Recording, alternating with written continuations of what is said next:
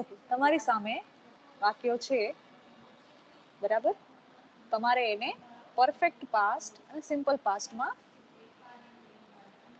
એનું વર્ક તમારે મૂકવાનું છે. ઓકે, બીજું વાક્ય છે આઈ dash the Charminar earlier and dash again only to keep my brother happy.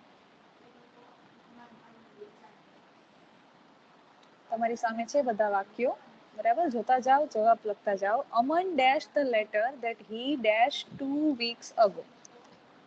બીજા વાક્યમાં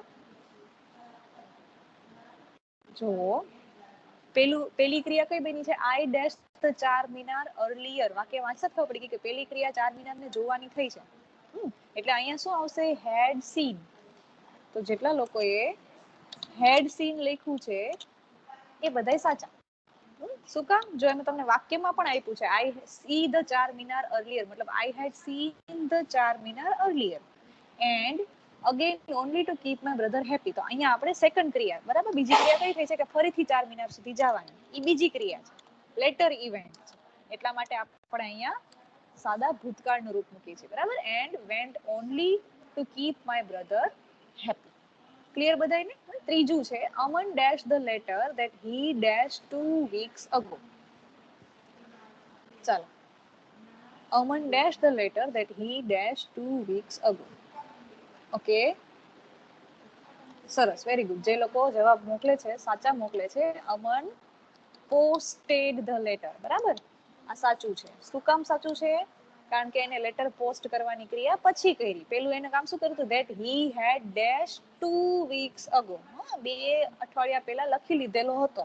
લખવાની ક્રિયા પહેલા થઈ ગઈ હતી, એટલે અહીંયા આવશે he had return 2 weeks ago.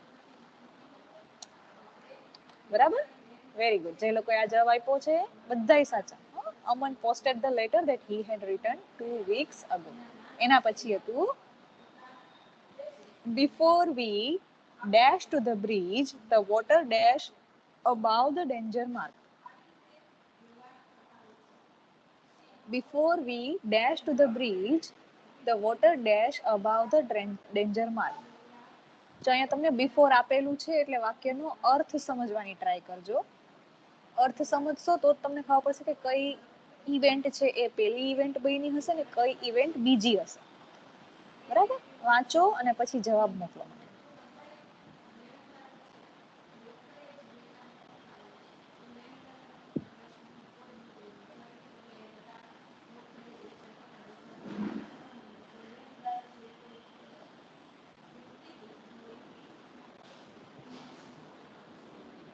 ચાલો, ઓકે.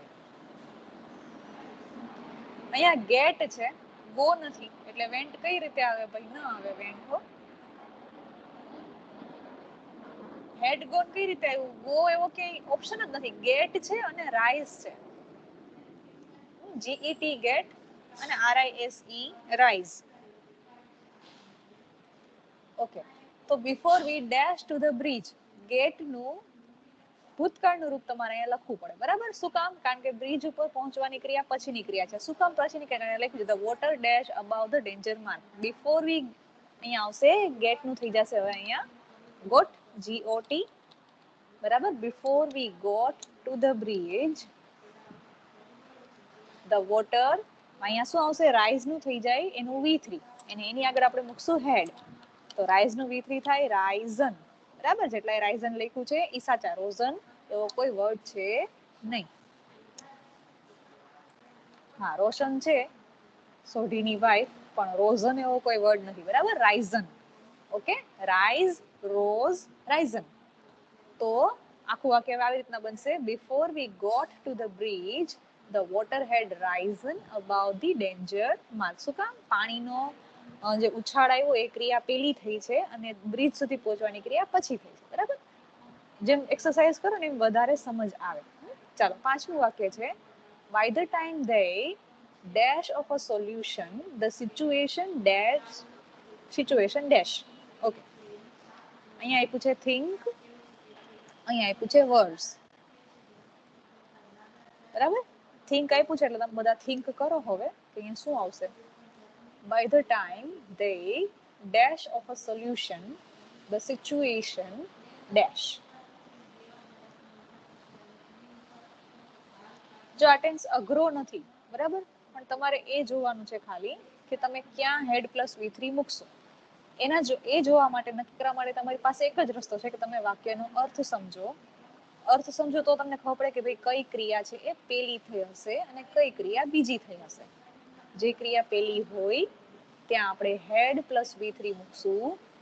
જે સેકન્ડ ઇવેન્ટ હોય ત્યાં આપણે સિમ્પલ પાસ્ટ એટલે કે V2 મૂકશું. બરાબર. હવે આ વાક્ય તમે આખું વાંચો. By the time they dash of a solution the situation dash.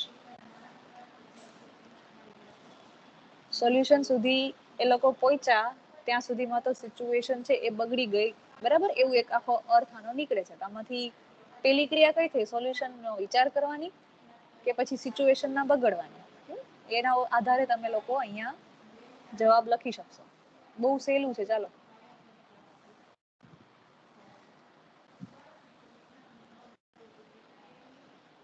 Okay, પેલું સાચું છે. થિંક નું થોટ થશે એ સાચું છે. બીજું ખોટું છે. બરાબર.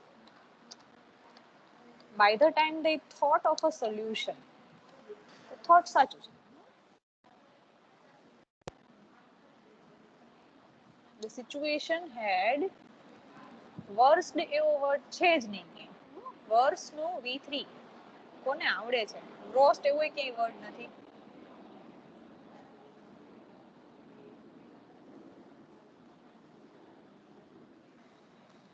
વર્સ નું V3 વર્ઝન, બરાબર. એની આગળ આવશે had. તો by the time they thought of a solution the situation had version. Version મતલબ ખરાબ કરતા વધારે ખરાબ. ગુડ, બેટર અને બેસ્ટ હોય એમ બેડ, વર્સ અને વર્સ્ટ હોય. એ જે વર્સ છે એનું V3 થાય વર્ઝન. આવો એક વર્ડ પણ છે. the situation had version. તો જેટલાય રોસ્ટ ને વર્સ્ટ ને બધું લખ્યું છે એ લોકો હવે પાકું કરી લેજો. એવો કોઈ વર્ડ છે જ નહીં ક્યાંય. આ છે સાચો, WORSEN. ચાલો, એના પછીનું Chirag dash because his father dash him much. અહીંયા ગો છે વર્બ તરીકે અને અહીંયા સ્કોલ્ડ છે. ચાલો, Chirag dash because his father dash him much. તો કઈ ક્રિયા પેલી થઈ? સ્કોલ્ડ એટલે ખીજાવું, ગો એટલે જવું. ચિરાગના જવાની ક્રિયા પેલી થઈ કે એના પપ્પાના ખીજાવાની ક્રિયા પેલી થઈ? અર્થ સમજશો વાક્યનો તો તમને એમાં વર્બ મૂકવું સહેલું પડશે.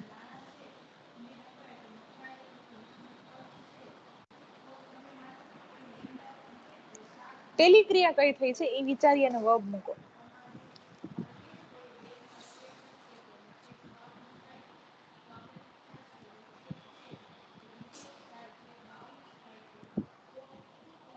પેલી ક્રિયા કઈ થઈ છે?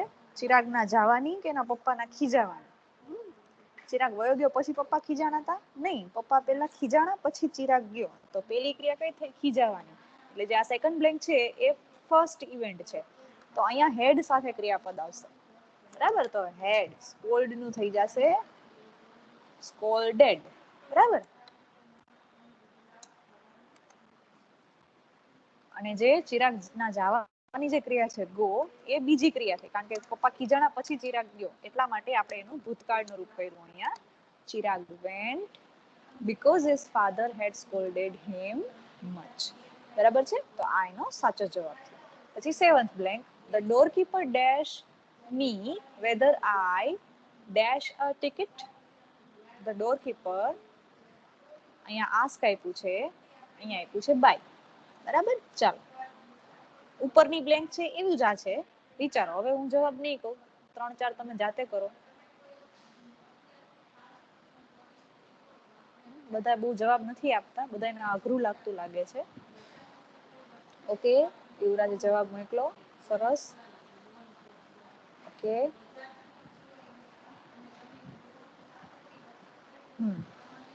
3 વ્યક્તિએ જવાબ મોકલા છે.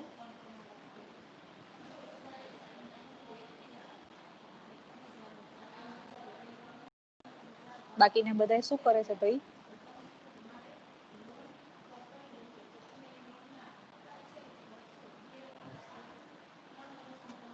ઓકે, ચાલો પેલી ક્રિયા કઈ ને બીજી ક્રિયા કઈ છે તમે બધા સમજી ગયા હશો, બરાબર? એટલે જે લોકોએ જવાબ મોકલા છે એ લોકોએ સાચો જવાબ મોકલ્યો છે. ધ ડોર કીપર આસ્ક્ડ, બરાબર? આ સાચું છે. જેટલાએ મોકલ્યું છે the door keeper asked me whether I, by છે પેલાની ક્રિયા છે, બરાબર? ટિકિટ ખરીદવાની. તો આઈ હેડ, બાય નું V3 થઈ જશે BOUGHT, બોટ. આ મેં તમને આની પહેલા પીરિયડમાં પણ સમજાવ્યા હતા, બરાબર? બોટ અને બ્રોટ બે એવા વર્ડ છે કે જેમાં ખાલી આર નો જ ડિફરન્સ છે. The door keepers asked me whether I had bought a ticket.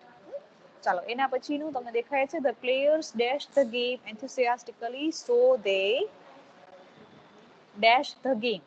તો પેલી ક્રિયા કઈ થઈ? રમવાની ક્રિયા પહેલા થઈ કે જીતવાની ક્રિયા પહેલા થઈ? બરાબર, સરસ. કિશન અને સચિન બંનેનો જવાબ સાચો છે. યુવરાજનો જવાબ પણ સાચો છે. ધ પ્લેયર્સ હેડ પ્લેડ, કારણ કે ગેમ રમે પછી જીતે, બરાબર? તો the players had played the game enthusiastically so they win નું હવે ભૂતકાળનું રૂપ, બરાબર? win નું થઈ જશે won the game. Very good. જે લોકોએ આ જવાબ મોકલો છે એ બધાય સાચા. પછી છે આઈ dash fast as soon as the station was far. અહીંયા તમારે એક જ જવાબ મૂકવાનો છે. ચાલો, સરસ. કિશનનો જવાબ આવી ગયો છે.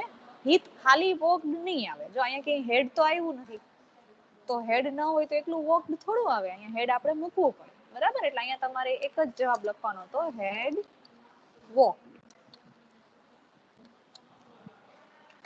શું કામ? કારણ કે તમને ભૂતકાળનો વર્ડ તો અહીંયા ઓલરેડી આપ્યો, ધ સ્ટેશન વોઝ ફાર, બરાબર? ભૂતકાળ તમને આપેલું હતું એટલા માટે તમે અહીંયા હેડ પ્લસ V3 મૂકો છો. પછી Karshanbhai dash is field before it dash.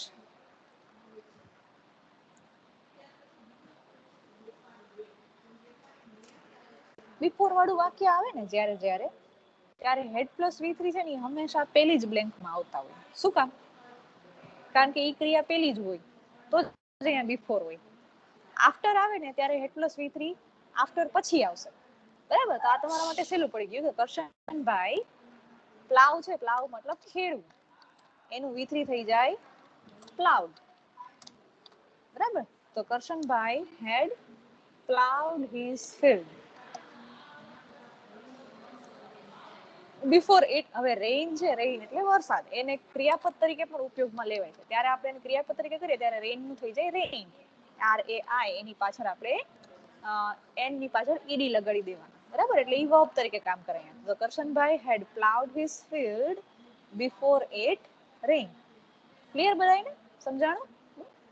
Plough મતલબ ખેડવું, રેઇન મતલબ વરસાદ આવો. તો રેઇન ને નાઉન તરીકે પણ આપણે યુઝ કરીએ છીએ અને આવી રીતે વર્બ તરીકે પણ આપણે એને યુઝ કરીએ છીએ, બરાબર છે? તો ચાલો, એટલે સુધી તમે જે સમજ્યા એમાં ફરીથી એક હજી જેને પણ ડાઉટ હોય એને, કે જ્યારે પરફેક્ટ પાસ્ટ ટેન્સ આપણે યુઝ કરીએ છીએ ત્યારે એક વસ્તુ ઇમ્પોર્ટન્ટ છે કે એમાં ભૂતકાળમાં બનેલી કોઈ પણ બે ઘટનાઓ હોવી જોઈએ. Two events that has happened in the past, બરાબર?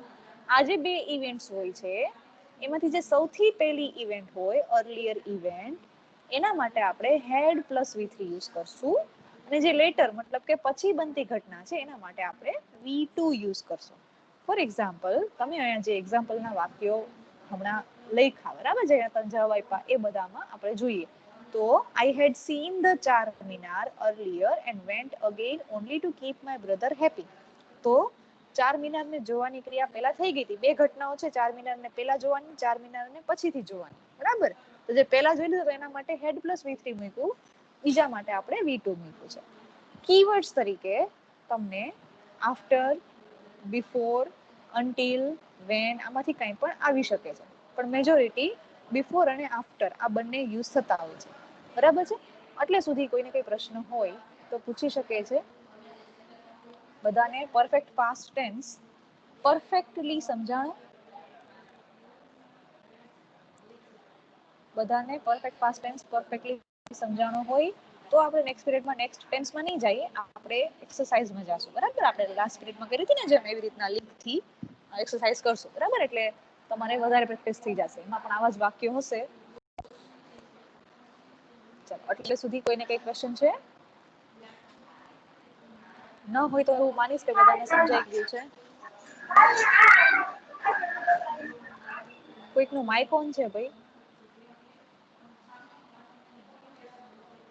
હા ભાઈ યુવરાજ જોઈ લે, આ સ્ક્રીન રાખું. અહીંથી સ્ક્રોલ કરું છું. તમે લોકો જેને પણ સ્ક્રીનશોટ લેવો હોય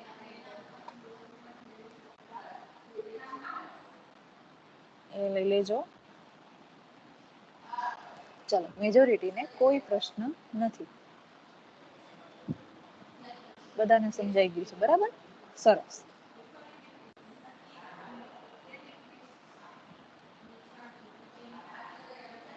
ચાલો સ્ક્રીનશોટ પણ લેવાઈ ગયો હશે. હા, આની એક્સરસાઇઝ આપણે જ્યારે હવે નેક્સ્ટ પિરિયડમાં મળશું અને ત્યારે આપણે એમાં બધા જ ટેન્સીસની એક સાથે જે એક્સરસાઇઝ હશે ને એમાં આ પણ હશે. બરાબર? એટલે ત્યારે તમે વધારે આના વિશે ક્લિયર થઈ જશો. પણ અત્યારે બેઝિક જે આઈડિયા છે એ બધાના મગજમાં બેસેલો હોવો જોઈએ કે હેડ પ્લસ V3 યુઝ કરવાનું છે. તો જે લોકોને હજી પણ V3 નથી આવડતા કે V3 માં પ્રોબ્લેમ થાય છે એ લોકો વાંચજો. મેં તમને સેમ 1 માં પણ V3 મોકલેલા હતા. બરાબર? એ ગોતજો. એ ન હોય તો આની પહેલા પણ મેં કીધેલું છે તમને. તમે કોઈ પણ ગ્રામરની બુક લઈ લો, રેડીરેકનું લઈ લો કે કોઈ પણ ગ્રામરની બુક લ્યો, ઇવન ઓક્સફોર્ડની ડિક્શનરી લ્યો તો એમાં પણ તમને V1, V2, V3 આપેલા હોય છે. બરાબર? અને અત્યારે તો ઇન્ટરનેટનો જમાનો છે. તમે ઇન્ટરનેટ ઉપર જાઓ, વર્બ ફોર્મ્સ એવું સર્ચ કરશો તો પણ તમને મળી જશે. તો V3 જેમ નથી આવડતા, વર્બ ફોર્મ્સ નથી આવડતા, એ લોકો આ રસ્તો અપનાવે અને વર્બ ફોર્મ્સને લઈ લે. જેથી કરીને તમને બધા ટેન્સીસ સારી રીતે આવડી જાય. ટેન્સીસ આવડશે તો ઇંગ્લિશ આવડશે. આ એક એનું એમ કહી શકે કે આપણે હૃદય છે. બરાબર? જેને ટેન્સીસ ફાવી જાય ને એને આ બધું ફાવી જાય. ઓકે?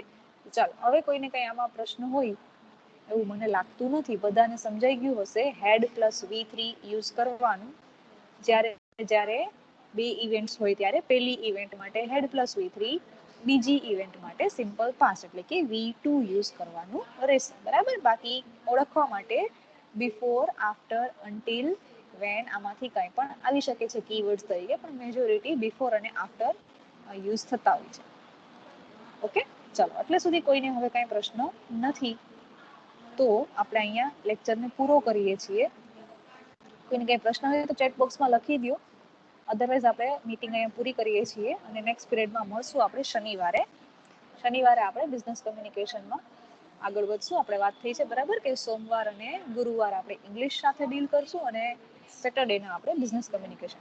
એમાં આપણે વર્બલ કમ્યુનિકેશનમાં આગળ વધવાનું છે. બરાબર છે? ચાલો કોઈને કઈ પ્રશ્ન નથી તો આપણે અહીંયા મીટિંગને પૂરી કરીએ છીએ. Thank you so much for joining અને શનિવારે પાછા મળશું. અને જેટલું પણ શીખ્યા છો એ પ્રેક્ટિસ કરવાની ટ્રાય કરજો. V1, V2, V3 ટ્રાય કરજો કે તમે લોકો ક્યાંયથી મેળવી લ્યો અને વાંચો. See you all. Thank you.